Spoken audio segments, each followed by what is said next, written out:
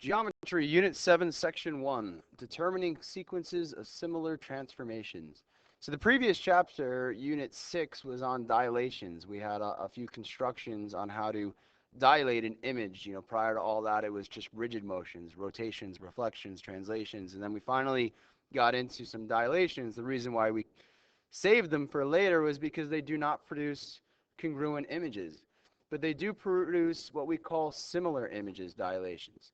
And so that was a lot of what the last chapter was on, is when I dilate a figure, the sides are no longer congruent, but they are proportionate. And the angles are still congruent.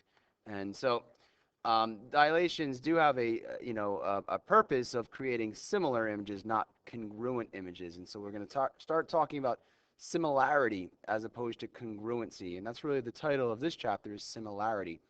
But before we get to that, and we're going to be talking about motions, so we're still going to be using the rotations, reflections, and translations, but now we're going to add dilations to how to describe a sequence to map one figure onto the other to prove that they are congruent or similar.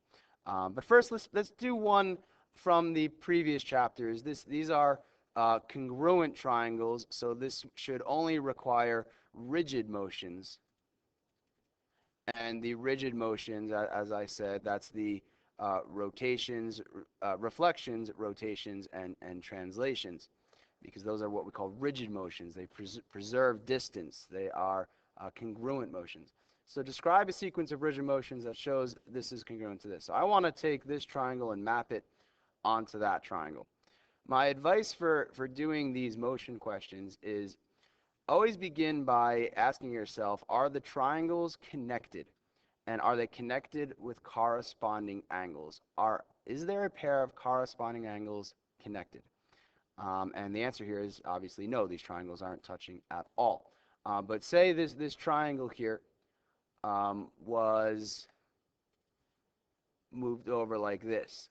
Now see how these triangles are connected, but they're not corresponding angles connected. Like angle C here does not correspond to angle F. Angle C is going to correspond to angle E. Angle C corresponds to angle F. So like these are not corresponding angles connected. These are corresponding angles connected, or these are corresponding angles connected. So always ask yourself first, are there a pair of corresponding angles connected? If the answer is no, such as this case, then you want to begin with a translation. And we want to translate it so that there is a pair of corresponding angles connected. And it doesn't really matter which one.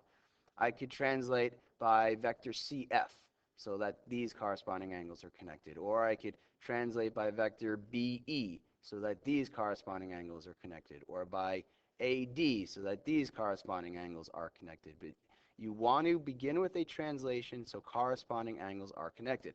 Now, if corresponding angles are already connected, then you don't need to begin with a translation. So the first thing I want to do here is I want to translate by vector, and let's go with BE. I just picked a pair of corresponding angles. I want to translate by vector B to E. Once you have corresponding angles connected, then what you're going to do is either a rotation or a reflection or both.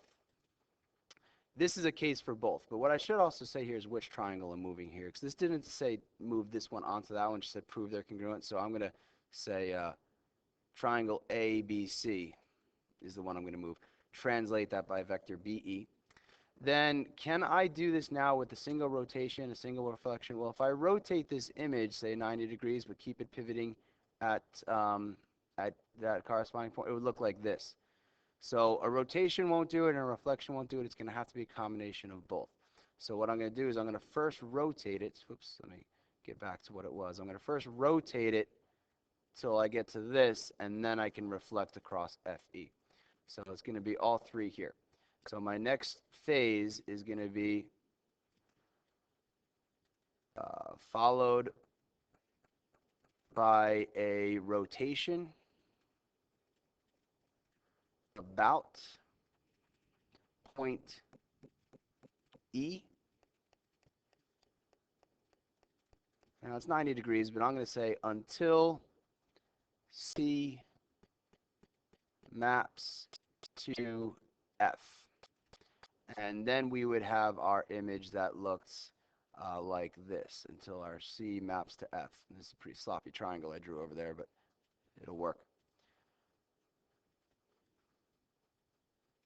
And followed, lastly, by a reflection across EF or FE. And so that's pretty good. And let me write that in the notation form too. So it would be triangle ABC. The first thing we did was a translation by vector BE. Then we did a rotation around E by theta. And then last thing we did was a reflection across FE. Okay. All right, so that's the ridge of motion one. Let's look at now some that involve dilations and how that would change. But notice for a translation, we need to state a vector. For a rotation, we need to state a point we're rotating around and how much. And a reflection, you have to state what line you're reflecting across. For a dilation, you need to state, a dilation is kind of like a rotation where you need to state two things. You need to state, like for rotation, the point you're rotating and how much. For a dilation, you have to state what point you're dilating about and by what ratio. So we need two things, again, like a rotation. All right, so I want to prove these triangles are similar.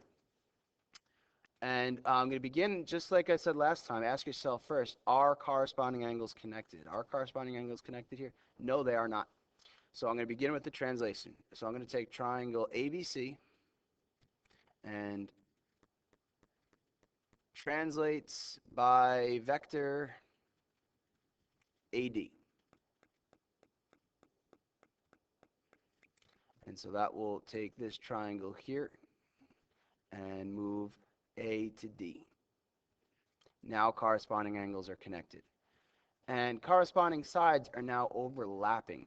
So I do not need a rotation. I do not need a reflection. What I need at this point now is I need to dilate. I need to expand this small triangle into the larger triangle. So this would be followed by a dilation about point D. Again, you have to give a point you're dilating around. So point D, I'm expanding out from point D. I'm expanding these segments out from point D by ratio. And how am I going to say this ratio? Remember how we like to do our ratios. It's new over old. So pick a segment that's new and a segment that's old. So this was AC here, and I'm dilating it to be DF. So the ratio would be DF over AC, the new length over the old length of corresponding sides. So that's how you describe a dilation. Dilate about the point you're dilating and by the ratio you're dilating it by. And that's the new length over the old length. Let's look at a couple others. Oh, and the notation for this, let's do that quick. So triangle ABC. First, we did a translation because corresponding angles were not connected, AD. Then we did a dilation, so we do a capital D for dilation. The point you're dilating around happens to also be a D, comma, DF over AC. So the point you're dilating around and by what ratio. So that's how you would write it in the notation symbol. Write it a little bit bigger than this because that's a little sloppy. Let's do a couple more. All right. This triangle and this triangle prove they are similar. Oh, one thing I didn't mention yet is notice the congruent symbol, the little wave on top of the equal sign versus the similar symbol. This is the symbol for similarity. It's just the wave without the congruency equal bars underneath it. And so this is congruent and this is similar. So we would say triangle ABC is similar to triangle DEF. And what that means is the angles are congruent. Angle A is congruent to angle D, B to E, C to E. And the sides are proportionate. By whatever ratio this is, whether it's, let's see, 1.5 or something like that, all the sides have that same ratio. So sides are proportionate, angles are congruent, similarity. So again, I want to prove these triangles are similar. Are a pair of corresponding angles connected? Yes.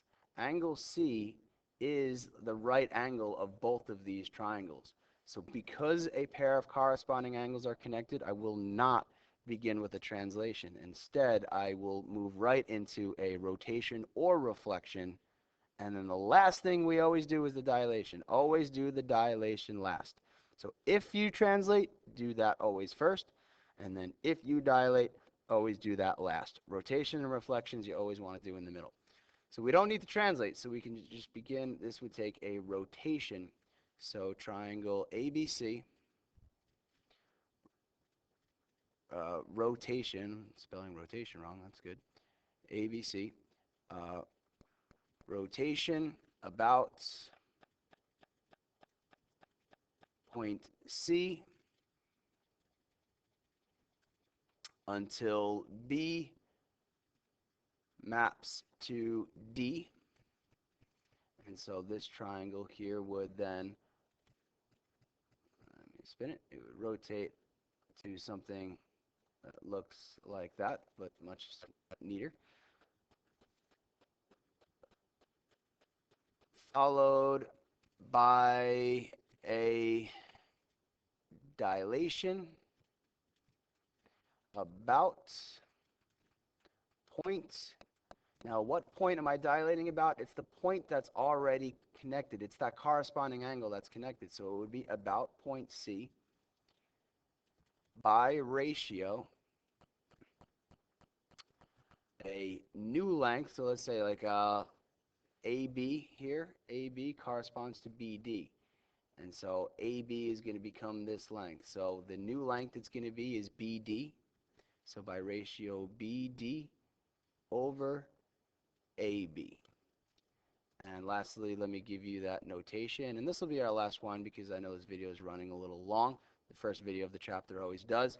So we began by a rotation around C by theta, which you could say 90 degrees, you know, clockwise or negative 90 degrees, something like that. But you could just use theta here as long as you explain this maps to that.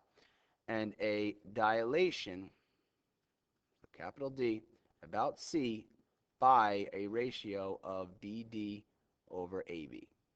And those are just the corresponding sides, new over old. So this last example, I don't want to do it now because we're kind of running out of time. Why don't you do this now for homework? I know usually after video I don't make you do something like that, but why don't you take 2 minutes, try to come up with this one yourself. We'll take a look at the answer tomorrow in class. See ya.